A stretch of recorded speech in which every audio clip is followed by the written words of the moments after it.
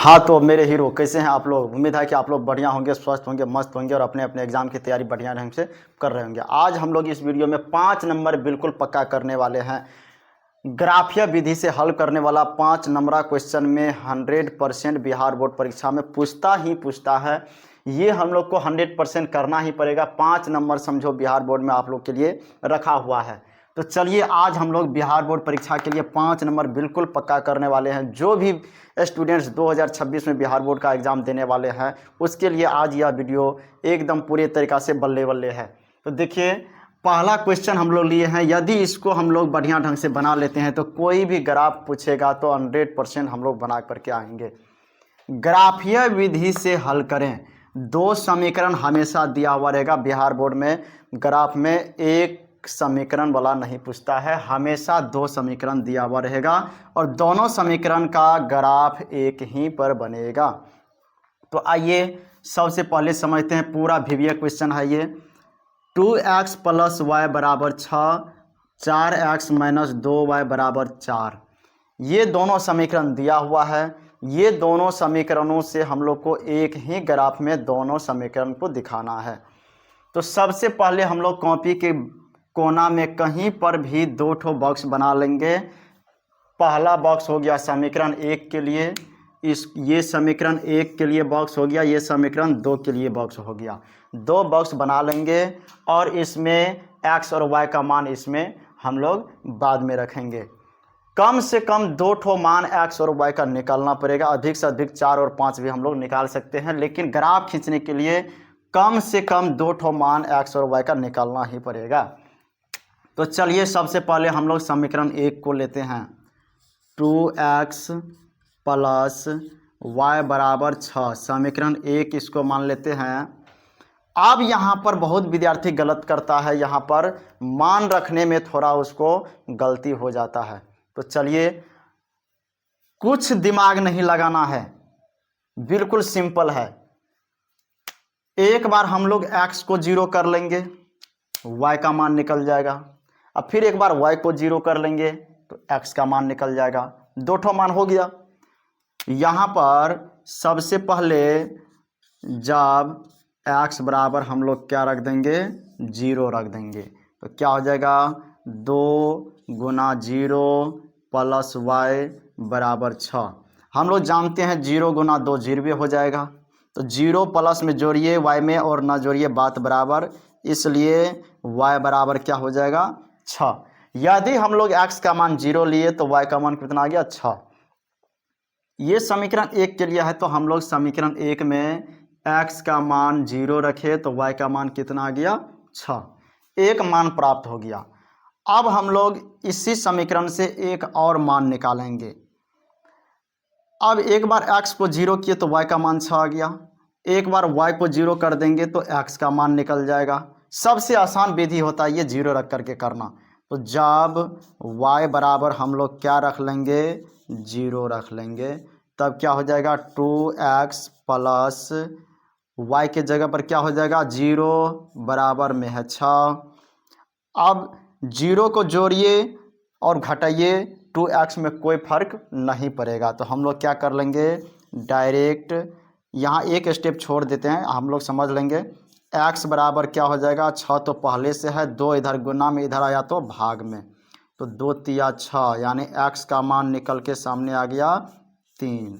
जब y का मान 0 रखे तो x का मान 3 आया। हम लोग यहाँ पर रख लेंगे y का मान 0 तो x का मान 3। समीकरण 1 कंप्लीट हो गया हम लोग को प्रोसेस। अब हम लोग प्रोसेस करेंगे समीकरण 2 का। यहाँ पर समीकरण 2 का कर लेते हैं। समीकरण 2 पहले लिख लेंगे, 4x - 2y = 4। समीकरण 2 सेम टू सेम प्रोसेस करना है, कोई अंतर नहीं। एक बार x को 0 कर लेंगे तो y का मान आ जाएगा, y को 0 कर लेंगे तो x का मान आ जाएगा। तो सबसे पहले x बराबर हम लोग रख लेंगे 0, तो क्या हो जाएगा 4 × 0 - 2y = 4। 0 × 4 0 होगा, -2y = 4। 0 को जोड़ेंगे घटाएंगे, -2y ही रहेगा, ये -2y के लिए है। इधर भेजेंगे तो क्या हो जाएगा 4, और भागा में इधर गुना में है 2, इधर आएगा तो बट्टा में हो जाएगा -2, 2 बार में कट गया, y बराबर माइनस रहेगा ही -2।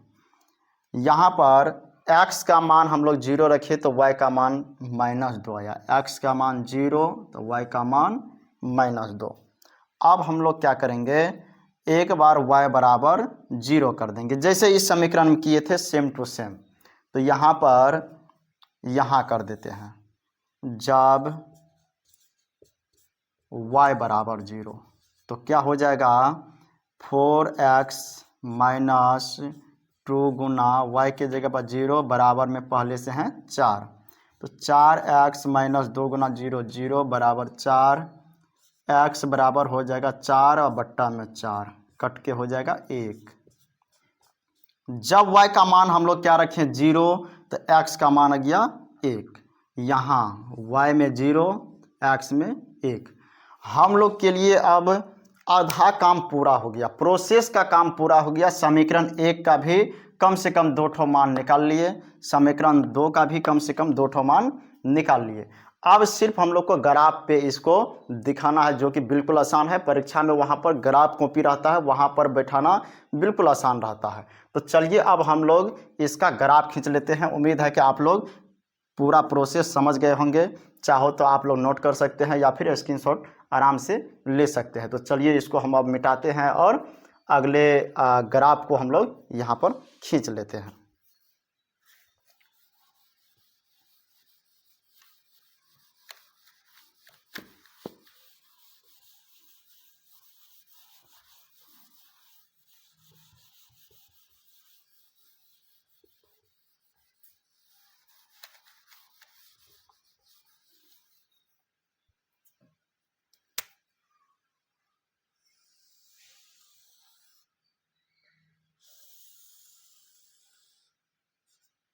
चालू है वीडियो। अब हम लोग यहाँ पर खींच लिए हैं। देखिए हम लोग सब समझते हैं, पीछे यहाँ पर मूल बिंदु का निर्देशांक 0,0 होता है, इसलिए मूल बिंदु को हम लोग 0 से डिनोट करते हैं। अब देखिए इधर जो होता है x, इधर x डैश होता है, ये हम लोग पहले से ही जानते हैं थोड़ा बहुत, y डैश इधर प्लस में होता है, इधर माइनस में, इधर प्लस में, इधर माइनस में। तो हम लोग को देखिए पहला समीकरण में x का मान अधिकतम प्लस में 3 है, इसमें 1 सबसे अधिकतम 3। तो हम लोग x वाला लाइन में कम से कम 3 तक लेना पड़ेगा, अधिक 4 5 भी ले सकते हैं। तो 1 2 3 जगह के अनुसार हम 4 ले लिए, 1 2 3 4। माइनस में x का मान नहीं है तो नहीं भी ले सकते हैं, और जगह है तो हम लोग दिखा भी सकते हैं। इधर माइनस में होता है -1 -2 -3। y में अधिकतम प्लस में 6 है तो 6 तक जाना पड़ेगा। इधर 1 2 3 4, इसको हम ऊपर में थोड़ा मिटा देते हैं जगह के लिए। आप लोग को वहाँ ग्राफ कॉपी रहेगा, कोई दिक्कत नहीं होगा, आराम से बनेगा।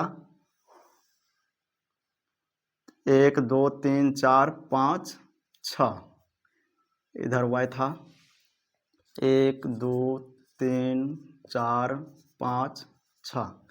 माइनस में x में नहीं है तब भी थोड़ा ले लीजिए, 1 2 3 -1 -2 -3। अब देखिए हम लोग यहाँ पर देखेंगे सबसे मेन यहाँ पर गलती करता है, x में यदि 0 है तो y में 6 है। ध्यान दीजिएगा, यहाँ पर थोड़ा सा भी स्किप मत कीजिएगा, नहीं तो यहाँ नहीं समझा तो फिर पूरा ग्राफ गलत हो जाएगा। x में 0 y में 6, जब भी 0 आएगा तो मूल बिंदु पर आएंगे। उसके बाद y में 6 है तो किस लाइन पे चलेंगे, y में 6 है तो y वाला लाइन ये हुआ, माइनस में नहीं है प्लस में है, तो माइनस में रहता तो हम लोग नीचे आते, प्लस में है तो ऊपर से और जाएंगे। तो x में 0, इसका मतलब मूल बिंदु के सामने इस लाइन पर ही y में कहाँ पर चलेंगे 6 पर। यहाँ पर, ये बिंदु यहाँ पर हो जाएगा। अब इसी में x का मान 3 है तो y का मान 0 है। हम लोग x वाले लाइन पर देखेंगे 3 कहाँ है, क्योंकि x का मान 3 है, तो प्लस में है तो हम लोग यहाँ पर देखेंगे। y में कितना 0, तो y वाला में 0 है, इसका मतलब लाइन पर ही होगा, थोड़ा सा भी ऊपर या नीचे नहीं जाएंगे। तो हम लोग x वाला में 0, x वाला में 3 है और y में 0, तो हम लोग यहीं पर ही बिंदु देंगे इसको। पहला समीकरण का ग्राफ हम लोग को हो गया, सिर्फ इसको अब मिलाना है। इस बिंदु को इस बिंदु से ऐसे सीधा हम लोग वहाँ पर इंची लेकर के जाना है और इनसे सही से सीधा मिला देना है। मिला दिए। अब इसका निर्देशांक भी दिखा देना है। x में 0 है, y में 6 है। हम लोग हमेशा निर्देशांक लिखते हैं x, y। कॉमा से पहले वाला x होता है, कॉमा के बाद वाला y होता है। तो x का मान पहले लिखा जाता है 0, y का मान 6, तो इसका निर्देशांक हो गया 0, 6। अब इसका निर्देशांक x में 3 है, y में 0, तो इसको लिखेंगे 3, 0। हम लोग को पहला समीकरण का ग्राफ कंप्लीट हो गया। अब हम लोग दूसरा का देखेंगे। x में 0 है तो y में -2 है। जब भी 0 तो यहाँ मूल बिंदु के सामने लाइन पर, y में -2 तो किधर चलेंगे लाइन पर, नीचे यहाँ पर आ जाएगा ये बिंदु। अब x में 1 तो y में 0। अब हम लोग x वाले लाइन पर 1 देखेंगे, कहाँ पर है, तो x वाला में 1 यहाँ पर है प्लस में। y में 0 तो y वाला में 0 है, तो y के तरफ तो थोड़ा सा भी ऊपर नीचे नहीं जाएंगे, इसका मतलब यहाँ लाइन पर ही रहेंगे। दूसरा समीकरण भी कंप्लीट। अब इसको हम लोग मिला लेंगे, जैसे है यह बिंदु वैसे ही मिला देंगे सीधा। अब इसका नाम भी हम लोग दे देंगे।